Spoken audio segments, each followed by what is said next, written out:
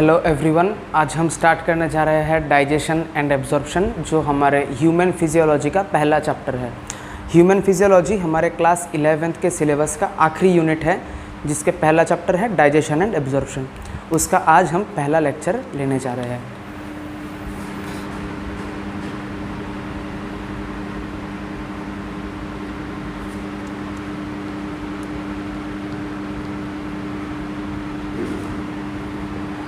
तो यहाँ पे हम पहले आइडिया लेंगे थोड़ा सा रिगार्डिंग द न्यूट्रिएंट्स। अभी जो न्यूट्रिएंट्स होते हैं वो प्रेजेंट होते हैं फूड पे। अभी ये जो न्यूट्रिएंट्स होते हैं फूड पे, इसको हम दो तरह से डिवाइड कर सकते हैं। दो तरह के होते हैं, एक होता है प्रॉक्सिमेट प्रिंसिपल्स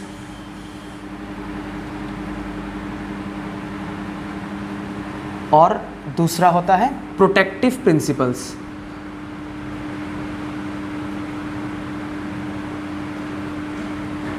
प्रॉक्सिमेट प्रिंसिपल्स पे आता है कार्बोहाइड्रेट,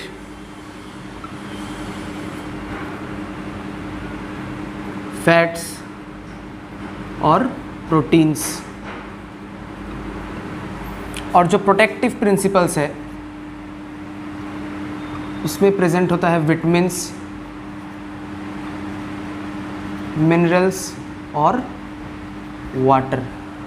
कहने का मतलब यह है कि जो प्रॉक्सिमेट प्रिंसिपल्स है, जैसे कि ये तीन कार्बोहाइड्रेट, फैट, प्रोटीन, ये बॉडी में ज़्यादा अमाउंट पे चाहिए होता है।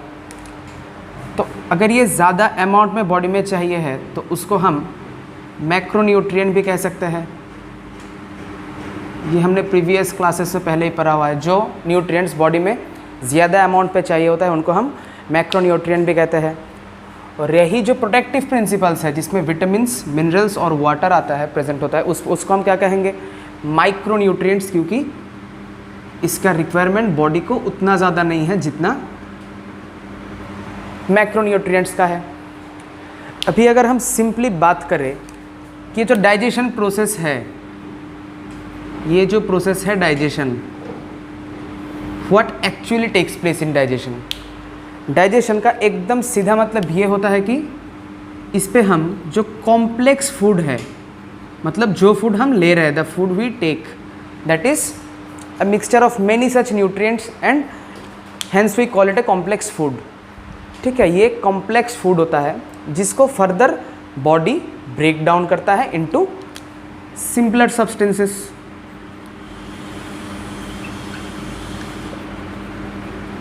और यही जो प्रोसेस है इसी को हम डाइजेशन कहते हैं, है ना।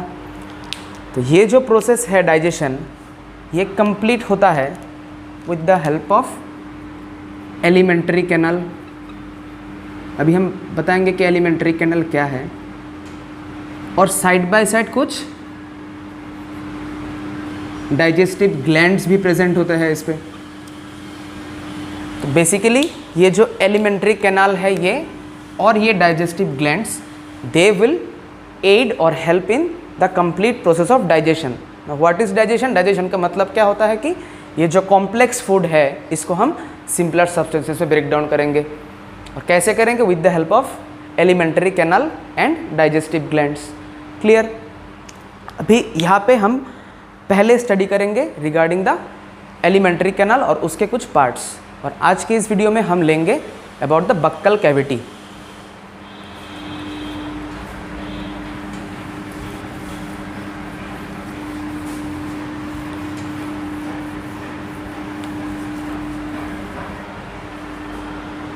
अगर हम एलिमेंट्री कैनल की बात करें तो ये शुरू होता है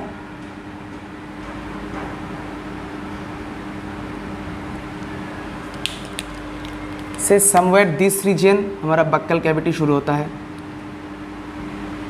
ये बक्कल कैविटी सीधा नीचे आता है।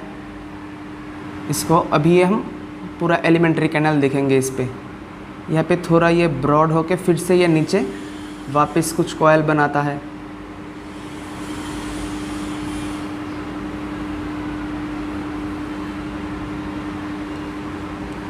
और अभी ये जो कॉयल है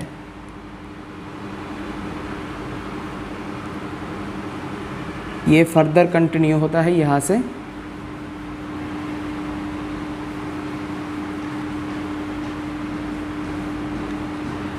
अभी यहाँ पे जो पूरा पार्ट है यहाँ से शुरू करके यहाँ तक, ये जो सिंगल एक ट्यूब है, ये पूरा एक सिंगल ट्यूब होता है।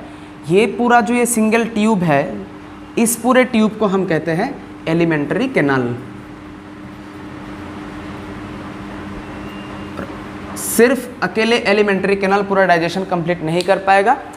यहाँ पे कुछ हम देखेंगे बाद में कि कुछ ग्लैंड्स होंगे जो ग्लैंड्स हेल्प करेंगे एलिमेंट्री कैनाल को पूरा डाइजेस्टिव प्रोसेस पे, डाइजेशन के पूरा प्रोसेस पे।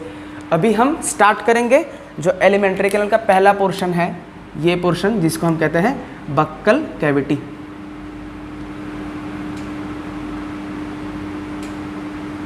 ये पोर्शन को हम कहते हैं बक्कल कैविटी। जो बक्कल कैविटी है वो शुरू होता है लिप से, उसके बाद हमको मालूम है कि टीथ है, टंग है, ठीक है। अभी हम यही जो चीज़ें हैं इनको फर्दर डिस्कस करेंगे। अभी आप एक हेडिंग डाल लीजिए कॉपी में, बक्कल कैविटी।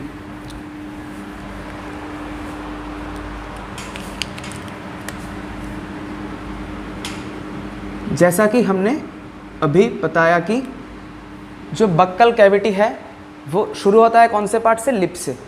दैट इज हम कह सकते हैं कि it is lined up by the lips. और ये जो लिप्स होते हैं ये कहाँ पे प्रेजेंट होते हैं? बॉडी के एंटीरियर पोर्शन पे। एंटीरियर कहने का मतलब है कि सामने की ओर जो पार्ट है उसको हम एंटीरियर पार्ट कहते हैं, और जो पीछे की ओर पार्ट है उसको हम पोस्टीरियर पार्ट कहते हैं। तो अगर हम टीथ जो है उसके रेस्पेक्ट पे देखें तो लिप्स क्या है? एंटीरियर एस्पेक्ट पे। तो it is lined up by the lips in the anterior aspect. अभी अगर एंटीरियर एस्पेक्ट लिप्स है, उसके बाद हमको मालूम है कि लिप्स के बाद आता है हमारा टीथ। टीथ को हम बोलते हैं ना कि ये मास्टिकेशन का ऑर्गन है। हम इन डिटेल टीथ के स्ट्रक्चर को देखेंगे। इसको हम क्या कहते हैं? ऑर्गन ऑफ मास्टिकेशन, क्योंकि ये chewing of food, grinding of food में हेल्प करता है जो टीथ है। अभी जो लिप्स और टीथ है इनके बीच में एक छोटा सा स्लिट है। लिप्स और टीथ के बीच में you can feel there is a small slit. ये स्लिट को हम कहते हैं वेस्टिब्यूल। ये स्लिट को हम कहते हैं वेस्टिब्यूल। तो vestibule is basically what? It is a slit like structure जो प्रेजेंट होता है किसके बीच में? Between lips and teeth, which is present between lips and teeth। Clear है? क्लियर है। तो पहले हमने देखा कि पहले जो एंटीरियर मोस्ट पार्ट है उस पे प्रेजेंट होता है लिप्स। लिप्स के बाद एक स्लिट आता है जिसको हम कहते हैं वेस्टिब्यूल। उसके बाद आता है टीथ। इसके बाद अगर आप देखेंगे जो बक्कल कैविटी का पोर्शन है उसके रूफ पे, मतलब ऊपर की ओर क्या प्रेजेंट होता है? पैलेट।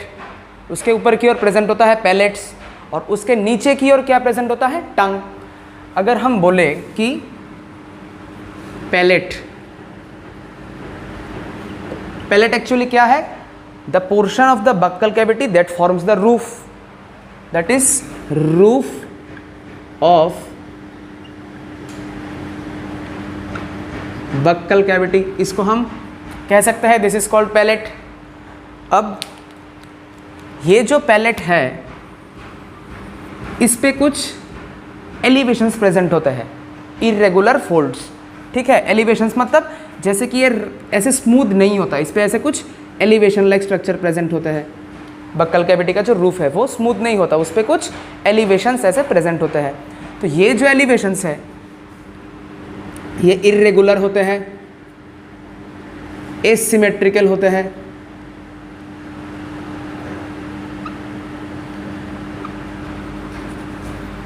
ठीक है, ये जो इरेगुलर एसिमेट्रिकल फोल्ड्स या फिर एलिवेशंस होते हैं इस चीज को हम कहते हैं रुगे। क्लियर? इसको हम क्या कहते हैं? रुगे। ये जो रुगे है सिर्फ पैलेट पे नहीं प्रेजेंट होता, हम फर्दर देखेंगे एलिमेंट्री कैनल पे और भी एक जगह है जहाँ पे ये रुगे प्रेजेंट होता है। अभी ये जो पैलेट हमने देखा इस पे ये रूफ बनाता है बक्कल कैविटी का, इस पे इरेगुलर फोल्ड्स है जिसको हम रुगे कहते हैं। साइड बाय साइड हम इसको दो टाइप्स पे डिवाइड भी कर सकते हैं। एक पार्ट होता है एंटीरियर पार्ट, फिर से जो एंटीरियर पार्ट मतलब पैलेट का सामने का पार्ट, एक होता है जो पीछे का पार्ट। यू कैन फील जो एंटीरियर पार्ट है वो थोड़ा सा हार्ड है, इसको हम हार्ड पैलेट कह देंगे।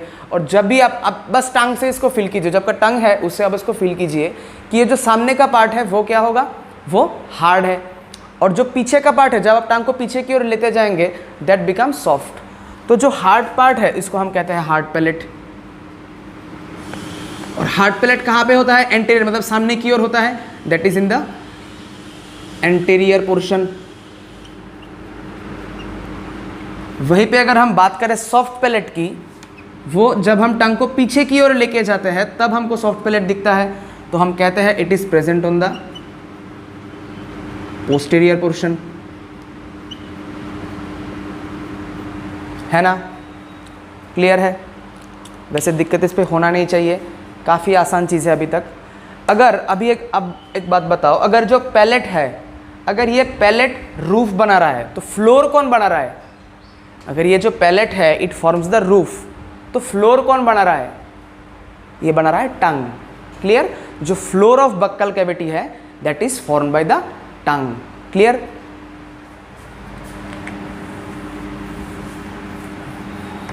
तो अभी हम देखेंगे regarding the tongue.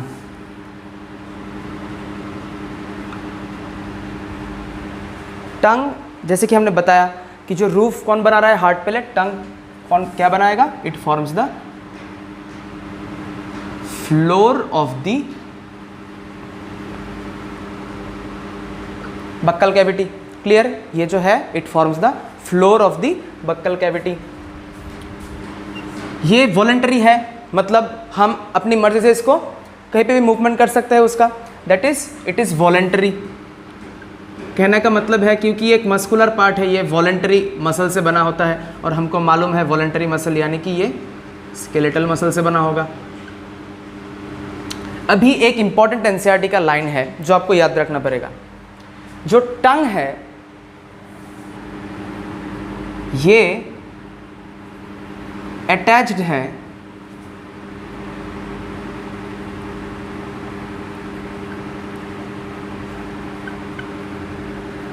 Floor of buccal cavity से with the help of frenulum. जो फ्रीनुलम है it helps the tongue to attach to the floor of the buccal cavity. यही वो चीज़ है, वो पोर्शन है जो टंग को floor of the buccal cavity से कनेक्ट कर रहा है। अभी जो टंग है इसका जो अपर सरफेस है that is definitely lined by epithelium, so it is lined by epithelium.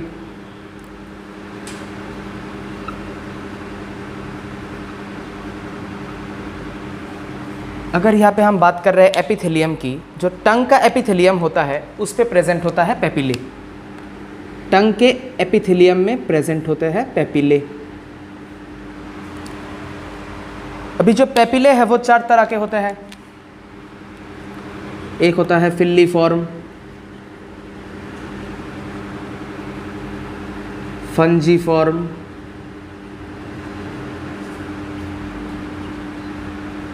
सर्कमवेलेट और फॉलिएट। ये चार तरह के पेपिले पाया जाता है टंग पे, है ना।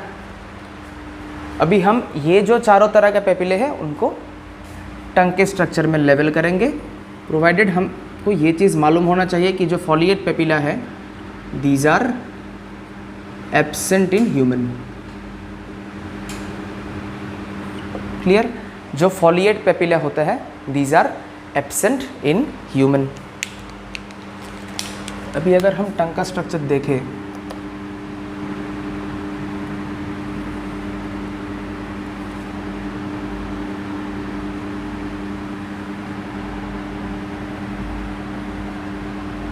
ये होता है हमारा प्रीहेंसाइल ऑर्गन यानी कि टंग।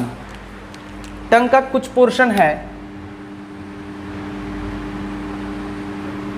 ये जो पार्ट है that is visible to us. ये पोर्शन हमको विजिबल है बाहर से, this is known as oral part. और ये जो ऊपर का पार्ट है that is known as the pharyngeal part. Clear? Tongue के दो ही पोर्शंस होते हैं, एक होता है क्या ओरल पार्ट जो हम सामने की ओर इसको देखते हैं, और दूसरा पीछे की ओर होता है that is the pharyngeal part. और ये दो पार्ट को सेपरेट कर रहे ये पार्ट जिसको हम कहते हैं सल्कस टर्मिनलिस। कहने का मतलब ये है कि जो सल्कस टर्मिनलिस प्रेजेंट होता है that separates the pharyngeal part और the oral part of the tongue. अभी हम पेपिलेस को पहले देख लेते हैं। सल्कस टर्मिनलिस के ठीक पीछे प्रेजेंट होता है हमारा सर्कमवेलेट पेपिले। ठीक है, जो सर्कमवेलेट पेपिले है यहाँ पे प्रेजेंट होगा, सर्कस टर्मिनलिस के ठीक बाजू में प्रेजेंट होता है। फिर these surfaces are lined by the fungiform papillae. पूरा का पूरा ही एपिथेलियम है, ये बात आपको याद रखना है, पूरा ही एपिथेलियम है, वो एपिथेलियम के ऊपर प्रेजेंट होते हैं पेपिले। ठीक है, तो जो पहला वाला हमने लिखा था वो क्या था, सर्कमवेलेट, ये वाला, दिस इज द सर्कमवेलेट। ये वाला था फंजीफॉर्म। जो बीच का पोर्शन है यहाँ पे प्रेजेंट होता है फिल्लीफॉर्म पेपिले। क्लियर? यहाँ पे प्रेजेंट है फिल्लीफॉर्म पेपिले।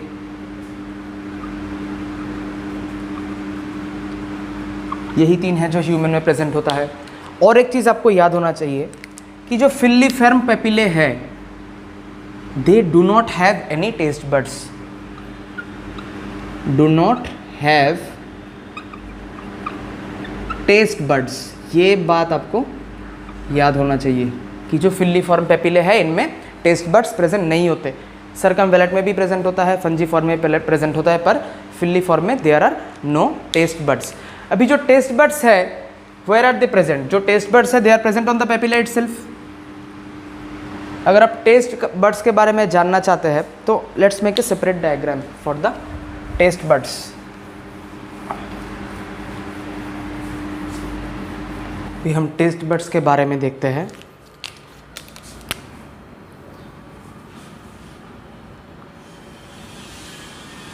मान लीजिए कि यह टंग है, तो इसका जो एपेक्स है इस पोर्शन पे होंगे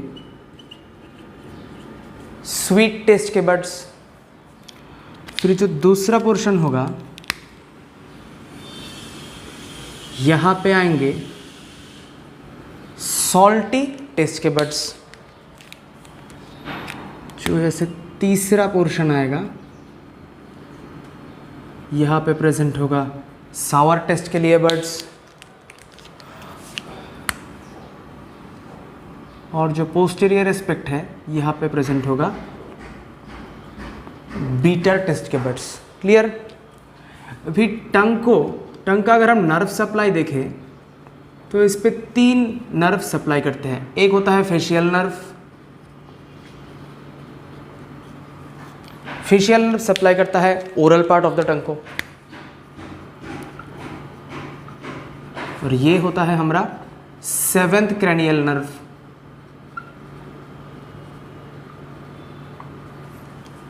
दूसरा जो नर्व सप्लाई करता है वो है ग्लॉसोफेरेंजियल। जो ग्लॉसोफेरेंजियल नर्व है वो सप्लाई करता है फेरेंजियल पार्ट ऑफ द टंग को, और ये होता है हमारा नाइन्थ क्रैनियल नर्व।